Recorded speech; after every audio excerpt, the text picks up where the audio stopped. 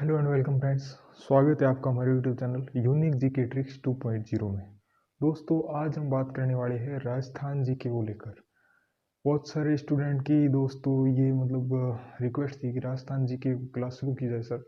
तो आज हम बेसिक से पढ़ने वाले दोस्तों राजस्थान जीके को शुरुआत से समझेंगे कि राजस्थान जीके होता क्या है, क्योंकि जिससे बेसिक सवाल आता है, चाहे राजस्थान पुलिस हो, चाहे पटवार हो, चाहे ग्राम सेवक हो, या फिर स्टेट लेवल राजस्थान का स्टेट लेवल कोई भी एग्जाम हो, उसमें एक या दो नंबर दोस्तों जो बेसिक होता है उसमें से पक्का पड़ता है दोस्तों। ठीक है, तो क्या है कि आज हम सिर्फ जिलों को समझेंगे कि जो राजस्थान के 29 जिले हैं दोस्तों, वो कहाँ कहाँ पे एग्जिस्ट करते हैं।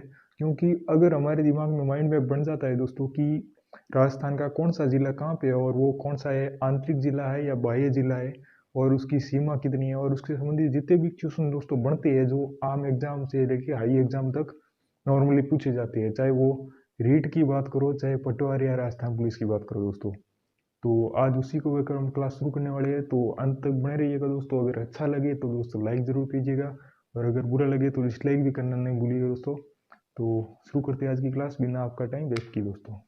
तो सबसे पहले राजस्थान का मैप बनाना पड़ेगा हमको, क्योंकि ये आप अगर राजस्थान लेवल की तैयारी शुरू करते हो तो राजस्थान का जो मैप है वो तो आपके दिमाग में रहना ही चाहिए दोस्तों। तो सबसे पहले दोस्तों मैप जैसा भी टूटा फूटा मैं बनाता हूँ उसके साथ एडजस्ट करिए दोस्तों, क्योंकि मैं कोई पेंटर हूँ नहीं दोस्तों जो पूरी तरह से बन जाएगा मेरे से मैप, लेकिन ट्राई दोस्तों ज़रूर करेंगे बनाने की। ये दोस्तों बन गया राजस्थान जी के का मैप। तो शुरू करते हैं दोस्तों राजस्थान के ज़िले। तो राजस्थान के ज़िलों को दोस्तों दो भागों में बांटा गया है। दो भाग कौन से दोस्तों? एक तो आएंगे सीमावर्ती जिले। कौन से दोस्तों? सीमावर्ती जिले। सीमावर्ती का अर्थ दोस्तों यहाँ पे जो सीमाओं पे जिले आए हुए हैं ये सभी कहलाएंगे सीमावर्ती जिले।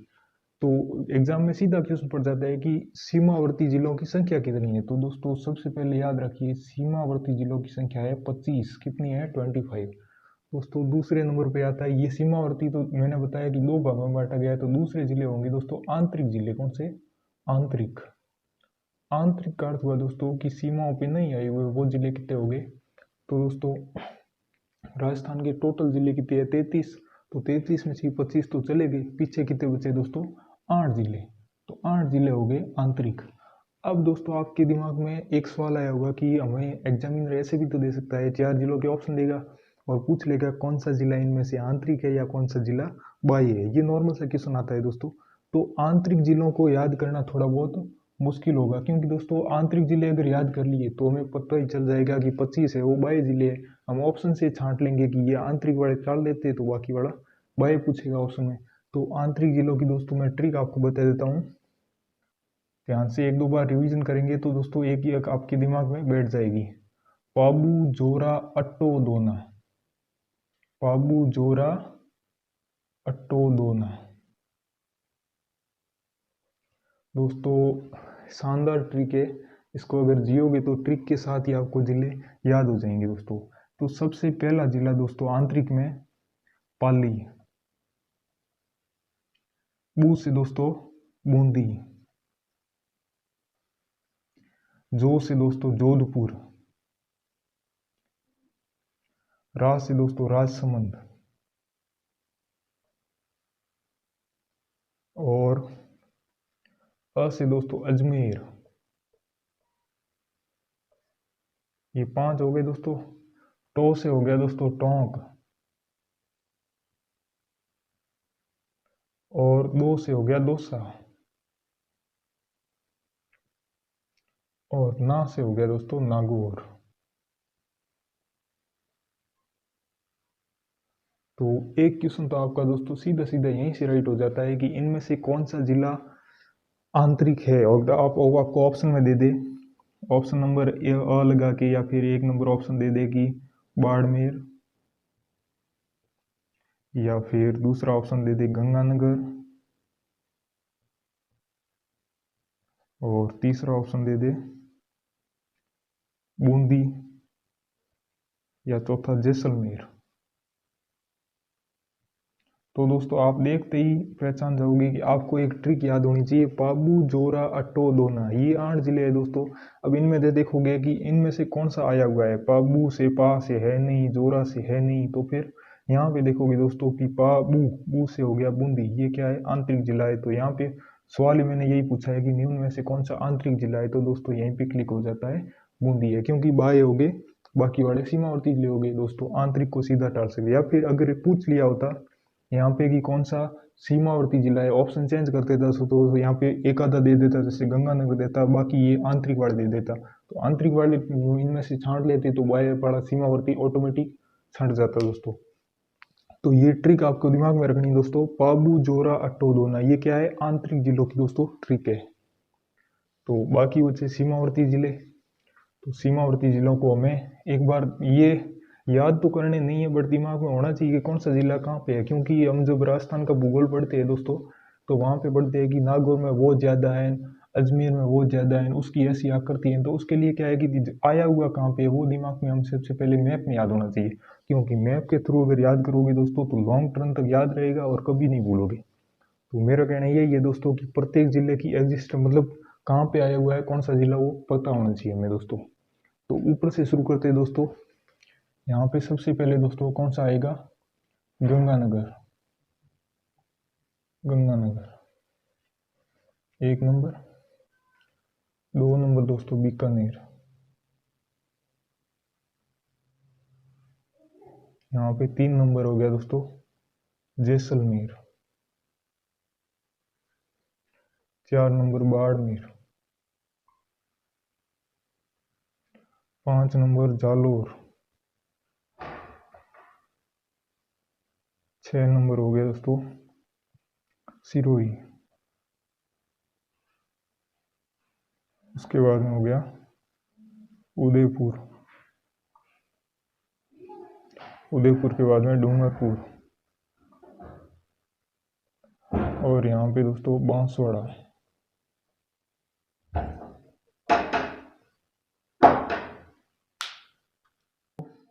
यहाँ पे 10 नंबर प्रतापगढ़, ये सीमा पे प्रतापगढ़।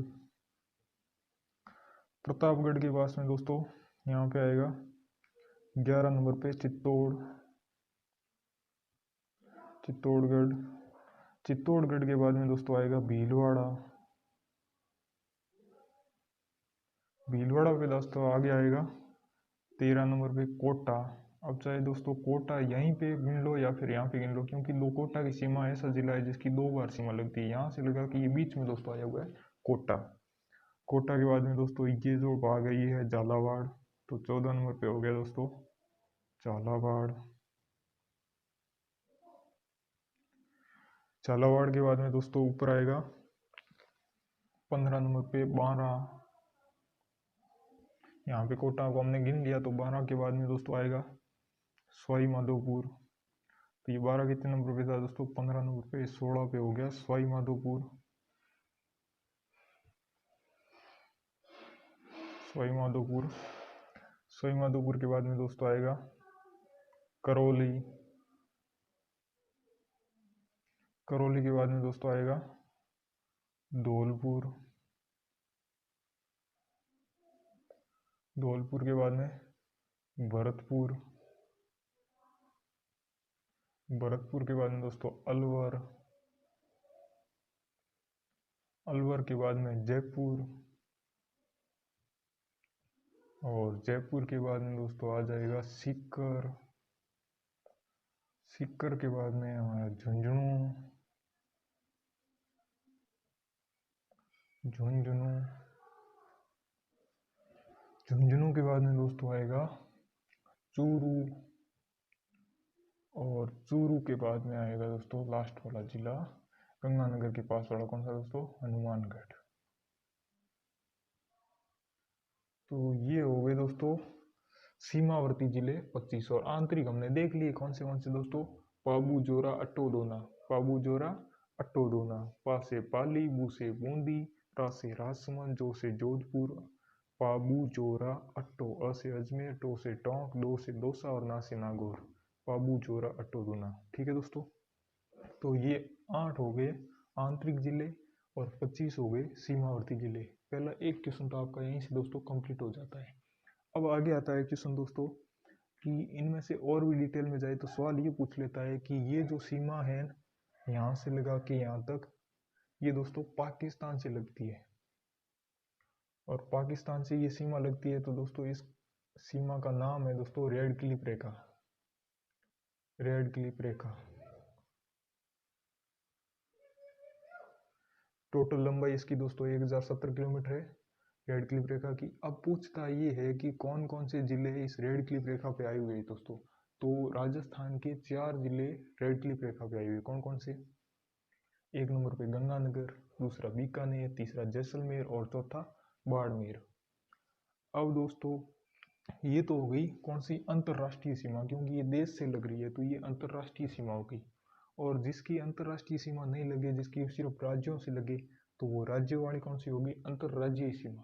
तो ये डिफरेंस आपको बहुत दिक्कत देगा दोस्तों। कभी कभी पूछ लेता है अंतर्राष्ट्रीय सीमा से लगने वाले कितने जिले हैं, कभी कभी पूछ लेता है अंतर्राज्यीय सीमा से लगने वाले कितने जिले हैं। तो यहाँ पे थोड़ा बहुत माइनर देगा क्वेश्चन में मिस्टेक, और हम क्या है कि भूल जाते हैं कि कौन सा करना है कौन सा नहीं करना है दोस्तों। अगर पूछ ले कि कुल, यहाँ पे ये शब्द याद रखना दोस्तों, कुल अंतरराज्य, कुल अगर कुल का चक्कर है दोस्तों, अगर पूछ ले कि कुल अंतरराज्यीय सीमा पर कितने हैं, कुल अंतरराज्यीय सीमा पे कितने हैं,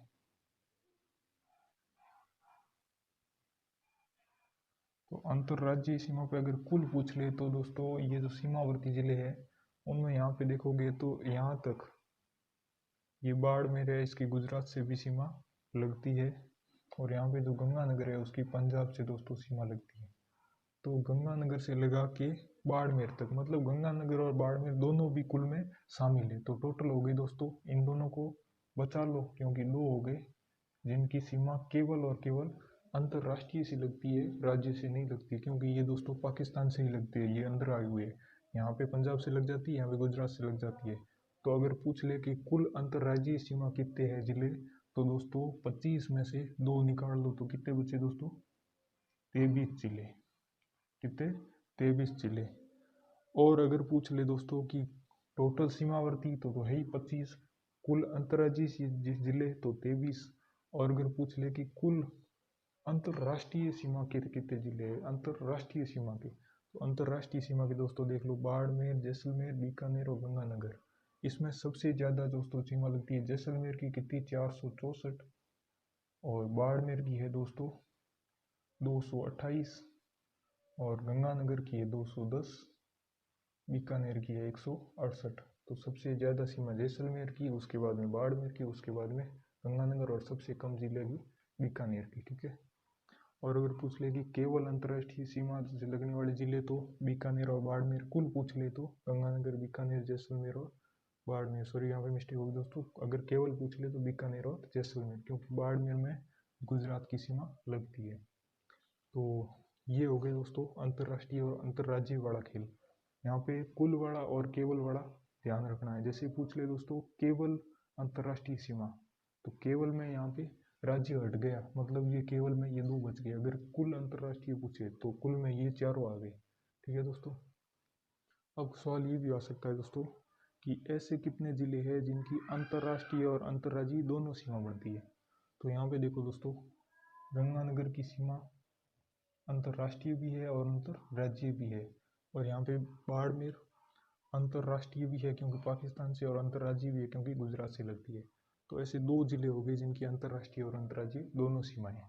तो दोस्तों ये आज का वीडियो लंबा जा रहा है, अभी तक बहुत सारे इसमें फैक्ट है जो बताने बाकी है, लेकिन आशा करता हूँ कि शॉर्ट वीडियो में निपटाना पड़ेगा, क्योंकि लॉन्ग टर्म आपको देखना पसंद नहीं होता दोस्तों। तो अगला वीडियो बनाने की ट्राई करेंगे, अगला पार्ट इसका। तब तक के लिए अपना ध्यान रखिए और कंटिन्यू तैयारी करते रहिए, क्योंकि दोस्तों बेरोजगारी का ऐसा समय होता है कि इसमें जितना आप पढ़ते हो उतना कम है।